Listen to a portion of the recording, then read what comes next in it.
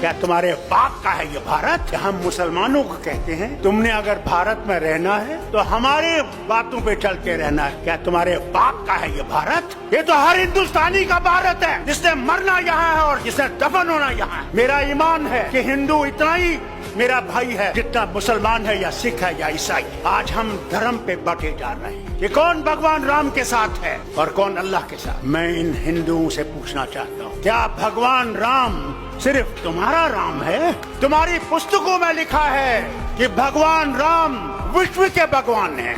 हम मुसलमान अल्लाह को कभी ये नहीं कहते हैं कि वो रब्बुल मुस्लिमीन है, कि वो सिर्फ मुसलमानों का रब। हम कहते हैं कायनातों का रब है, आलम का रब है।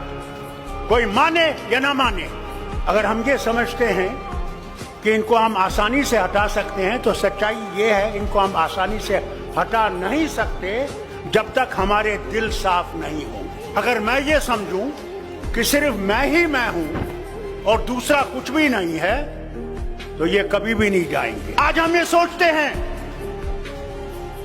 मोदी को निकाल के मैं प्रधानमंत्री बनूंगा। अरे पहले तो उसको निकालो, फिर प्रधानमंत्री की कुर्सी की सोचो।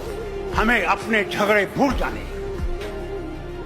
अगर हम अपने झगड़े नहीं भूलेंगे, मैं नीडू से कहता हूं, तो फिर कभी भी हम इनको नहीं निकाल नहीं सकते। कि अगर हमने देश को बचाना है, पहले अपने आप को कुर्बान करना है। इस देश के लिए हमने कुर्बान करना है, कुर्सी के लिए कुर्बान नहीं करना। कुर्सी देश देगा और देश ही कुर्सी देने वाला है और देश ही कुर्सी से हटाने वाला है। अरे सच तो बोलो, कभी तो सच बोलो। क्या डर नहीं है मरने का?